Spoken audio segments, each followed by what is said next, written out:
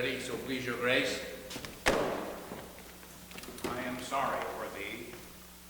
Thou art come to answer a stony adversary, an inhuman wretch, incapable of pity, void and empty of any drab mercy. I have heard your grace hath taken great pains to qualify his rigorous course, but since he stands abjured and no lawful means can carry me out of his envy's reach, I do oppose my patience to his fury and am armed to suffer with the quietness of spirit the very tyranny and rage of his.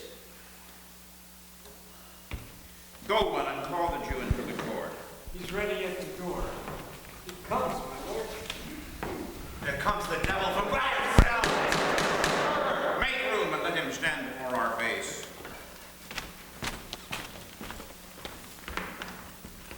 Shylock, the world thinks, and I think so too, that thou but leadst this fashion of thy malice to the last hour of act, and then, 'tis thought, thou'lt show thy mercy and remorse, more strange than is thy strange apparent cruelty. And where thou now exacts the penalty, which is a pound of this poor merchant's flesh, thou wilt not only loose the forfeiture, but touched with human gentleness and love, forgive a moiety of the principal. Glancing an eye of pity on his losses that have of late so huddled on his back, he now to press a royal merchant down, and pluck commiseration of his state from brassy bosoms and rough hearts of flint, from stubborn Turks and Tartars never trained to offices of tender courtesy. We all expect a gentle answer. Jew? I have possessed your grace with what I purpose, and I have sworn an oath on a holy Sabbath to have the due and forfeit of my bond. If you deny me, let the danger light upon your charter and your city's freedom. You will ask me why. I would rather choose to have a pound of carrion flesh than to receive 3,000 ducats. I will not answer that. But to say it is my humor, are you answered? No, humor, you don't. House were plagued by a rat, and I were pleased to pay 10,000 ducats to have it bathed. Are you answered yet? No, he's not. There are love not a gaping pig, some that are mad when they behold a cat, and bagpipes singing in the nose cannot contain their urine. For affection. Masters off of passion sways it to the mood of what it likes or loathes. Now, for your answer, since there is no reason to be rendered why he cannot abide a gaping pig, why he an ordinary necessary cat, or why he a woolen bagpipe, but of force must yield to the inevitable shame to offend himself, being offended, so too I cannot answer, nor I will not, more than a lodged hate and certain loathing that I bear Antonio, that thus I follow this losing suit. What, are you answered? No, this is no answer, thou unfeeling man, to excuse the current of thy cruelty. I am not bound to please thee with my answers. Do all men kill the things that they do not love? Hates any man the thing he would not kill. Every offense is not hate at first. What, would thou have a serpent sting thee? Why, I pray you! Think you question with the Jew? You may as well stand on the beach and bid the main flood abate his usual height. You may as well use question with the wolf, why he hath made the ewe bleat for her lamb. You may as well forbid the mountain pines to swag their high tops and to make no noise when they are threatened with the gusts of heaven. You may as well do anything most hard as seek to soften that, and which what's harder, his Jewish heart.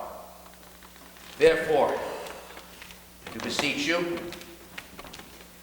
make no more offers, use no farther means, but with a brief me have judgment, the Jew his will. For thy 3,000 ducats. Here is 6. If every ducat in 6,000 ducats were in 6 parts, and each part a ducat, I would not draw them. I would have my bond. How shalt thou hope for mercy, rendering none? What judgment do I dread, having done no wrong? You have among you many purchased slaves, which, like your asses and mules and dogs, you use in abject and in slavish parts because you bought them.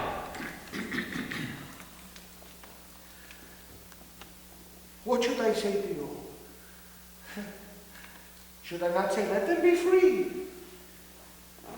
Marry them to your heirs. Why suffer they under burdens? Let their beds be made as soft as yours, and let their palates be seasoned with such viands, and you will answer, what the slaves are ours. So too, I answer you. The pound of flesh which I demand of him is dearly bought. 'Tis mine,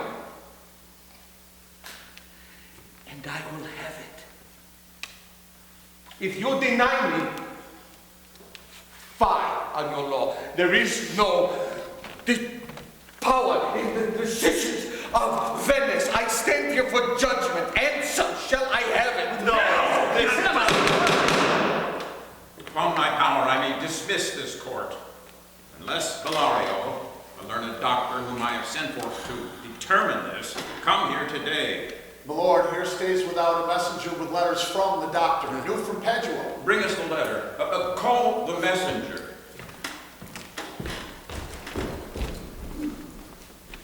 good cheer, Antonio. What man courage yet? But you shall have my flesh, blood, bones, and all, ere thou shalt loose from me one drop of blood. I am a withered member of the flock. The weakest fruit falls soonest to the ground. You cannot better be employed, Bassanio, than to live still. Write my epitaph. Came you from Padua, from Bellario? From both, my lord. Bellario greets your grace. Why dost thou whet thy knife so earnestly? To cut the forfeit from that bankrupter. Harsh Jew, can no prayers pierce thee? No, none that thou hast wit enough to make. Oh, be thou damned and execrable dog, and for thy life let justice be accused. Thy almost makes me waver in my faith. Thy cursed spirit governed a wolf who infused itself in thee. For thy desires are wolvish, bloody, starved, and ravenous. Till thou canst rail the seal from off my bond, thou offends thy lungs to speak so loud.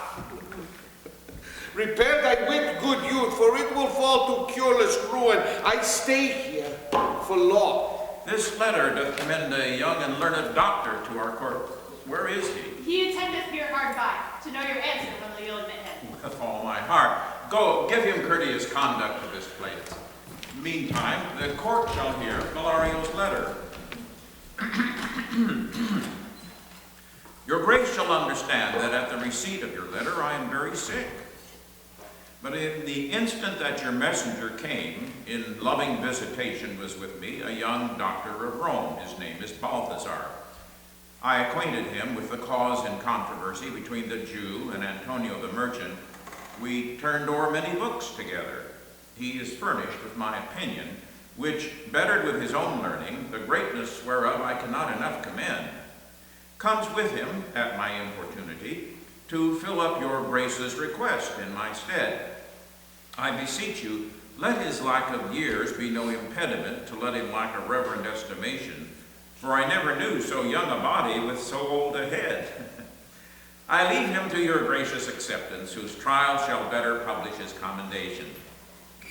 You hear the learned Bellario, what he writes, and here I take it is the doctor. Come, give me your hand.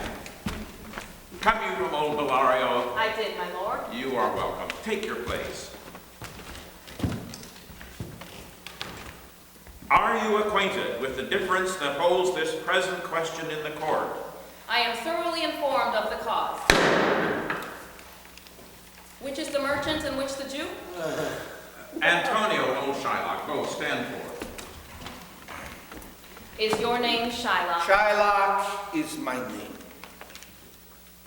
Of a strange nature is the suit you follow, yet in such a rule that the Venetian law cannot impugn you as you do proceed. You stand within a danger, do you not? Aye, so he says. And do you confess the bond? I do. Then must the Jew be merciful? Upon what compulsion must I? Tell me that. The quality of mercy is not strained. It droppeth as the gentle rain from heaven upon the place beneath. It is twice blessed. It blesseth him that gives, and him that takes. 'Tis mightiest in the mighty. It becomes the throne and monarch better than his crown. His scepter shows the force of temporal power, the attribute to awe and majesty, wherein doth sit the dread and fear of kings. But mercy is above this scepter's sway. It is enthroned in the hearts of kings. It is an attribute to God himself. And earthly power doth then show like as God's, when mercy seasons justice. Therefore, Jew, though justice be thy plea, consider this, that in the course of justice, none of us should see salvation. We do pray for mercy, and that same prayer doth teach us all to render the deeds of mercy. I have spoke thus much to mitigate the justice of thy plea, which, if thou follow, this strict court of Venice must needs give sentence against the merchant there.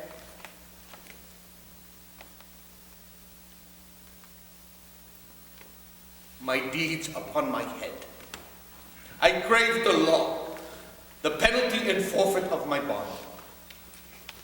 Is he not able to discharge the money? Yes. Yes, here I tender the form in the court. Yea, twice the sum. If that will not suffice, I will be bound to pay it 10 times o'er. On forfeit of my hands, my head, my heart. If this will not suffice, it must appear that malice bears down true.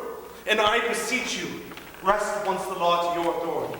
To do a great right, do a little wrong, and curb this cruel devil of his will. It cannot be. There is no power in Venice that can alter a decree established. 'Twill be recorded for a precedent, and many an error by the same example will rush into the state. It cannot be. Daniel, come to judgment. Daniel, oh wise young judge, how I do honor thee. I pray you, let me look upon the bond. I have it here, your worship. Here it is. Here it is. Shylock, there's thrice the money offered thee. And oh, I have an oath in heaven. Shall I lay perjury on my soul? No, not for Venice. Why then, this bond is forfeit, and lawfully by this the Jew may claim a pound of flesh, to be by him cut off nearest the merchant's heart. Be merciful. Bid me tear this bond. Take thrice the money. When it is paid according to its tenor. You are a most worthy judge. You know the law. Your exposition has been most sound. I pray you, by the law, proceed to judgment. I swear,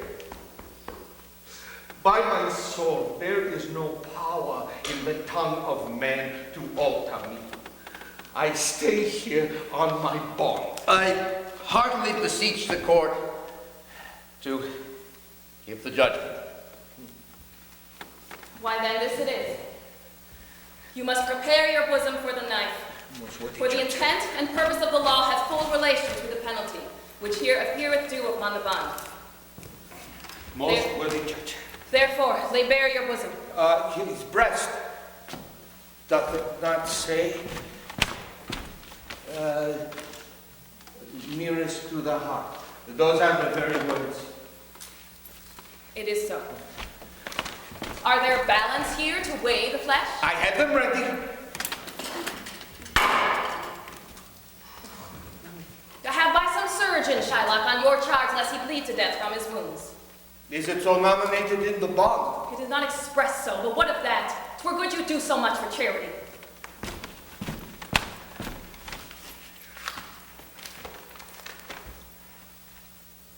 I cannot find it. It is not in the bond. You merchant, have you anything to say? But little. I am armed, well prepared. Give me your hand, Bassanio. Fare you well. Regret not that I am bound to this for you. For herein fortune sells herself more kind than is her custom. It is still her use to let the wretched man outlive his wealth, to view with hollow eye and wrinkled brow an age of poverty. From this lingering penance of such misery doth she cut me off. Commend me to your honorable wife. Say that I loved you. Speak me fair in death. And when the tale is told, bid her be judge whether Bassanio had not once a love. Repent but you that you shall lose a friend, for he repents not that he pays your debt. And if the Jew just cut but deep enough, I'll pay it presently with all my heart. Antonio, I am married to a wife, which is as dear to me as life itself. But life itself, my wife, and all of the world are not with me esteemed above thy life. I would lose all. I would sacrifice them all. Here, to this devil, to deliver you. Your wife would give you little thanks for that if she were by to hear you make that offer. I have a wife, whom I protest I love, but I would she were in heaven to entreat some power to change this cursed Jew. 'Tis well you offer it behind her back. The wish would make else an unquiet house. These be the Christian husbands. I have a daughter. Would any of the stock of Barabbas had been her husband rather than a Christian? We trifle die. Proceed to sentence. A pound of that same merchant's flesh is thine. The law allows it, and the court awards it. Most learned judge. And you must cut this flesh from off his breast. The law allows it, and the court doth give it. Most righteous judge. A sentence. Come, prepare.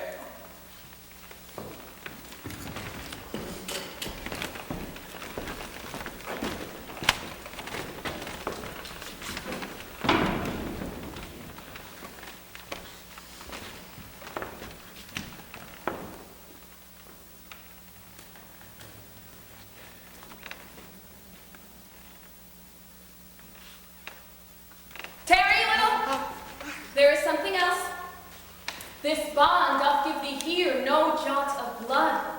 The words expressly are a pound of flesh. Therefore, take them thy bond, take thou thy pound of flesh. But if in the cutting it thou dost shed one drop of Christian blood, thy lands and goods are by the laws of Venice confiscate unto the state of Venice. Upright judge! Mark, Jew, the learned judge. Is that the law? Thyself shalt see the act. For as thou urgest justice, be assured thou shalt have justice, more than thou desirest. A learned judge.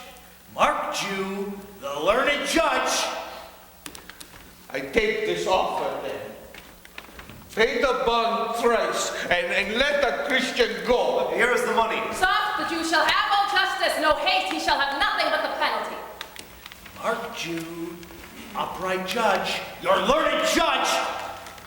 Therefore, prepare thee to cut off the flesh. Shed thou no blood, nor cuttest thou no less, no more, but just a pound.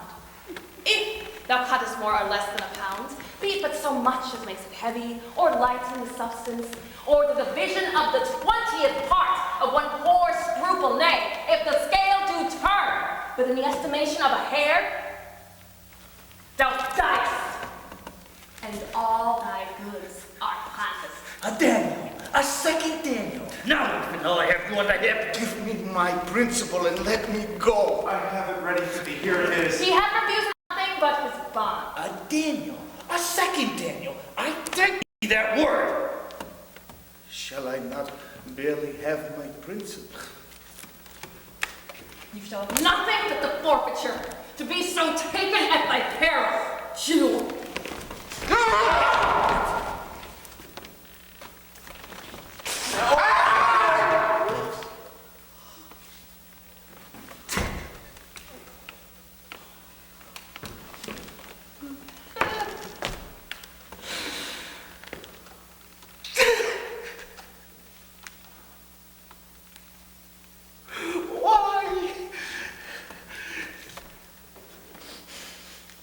The devil have good of him. I'll stay no further question. Tarry, Jew. The law hath yet another hold on you. It is enacted in the laws of Venice. If it be proved against an alien, he seek the life of any citizen, the part against the which he doth contrive shall seize 1/2 of his goods. The other half comes to the privy coffer of the state, and the offender's life lies in the mercy of the Duke only, against all other boys. In which predicament, I say, thou standest. For it doth appear by manifest proceeding that thou hast contrived against the very life of this defendant, and hast incurred the penalty formerly by me rehearsed. Down, therefore, and beg mercy of the Duke. Beg that thou may have leave to hang thyself. That thou shalt see the difference of our spirits. I pardon thee thy life before thou ask it. For half thy wealth, it is Antonio's.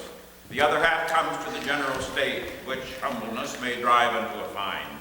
Aye, for the state, not for Antonio. Nay, pardon not that. Take my life and all. You take my house when you take the prop house. And you take my life when you take the means whereby I live.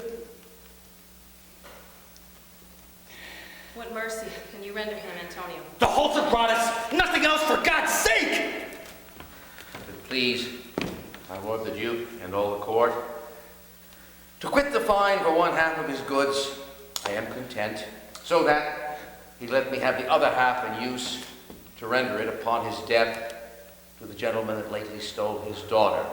2 things provided more.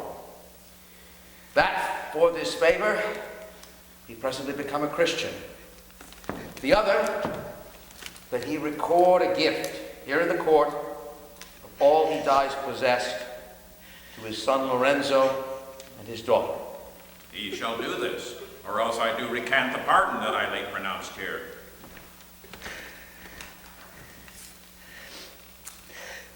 Art thou contented, Jew? What dost thou say?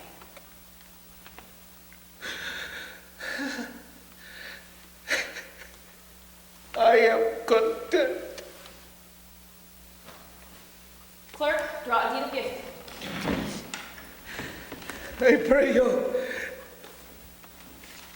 give me leave to go from hence.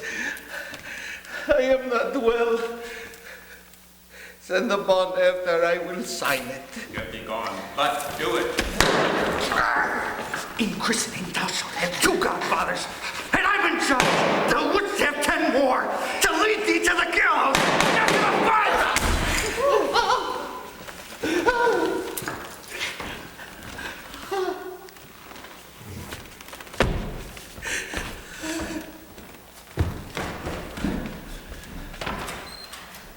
Antonio, gratify this gentleman, for in my mind you are much bound to him. Most worthy gentlemen, I and my friend have by your wisdom been this day acquitted of grievous penalties. In lieu whereof 3,000 ducats due unto the Jew, we freely cope your courteous pains withal. Remain indebted over and above to you in love and service evermore. He is well paid that is well satisfied, and I, delivering you, am well satisfied. And therein do account myself well paid. My mind was never yet more mercenary. I pray you, know me when we meet again. I take my leave. Fare you well.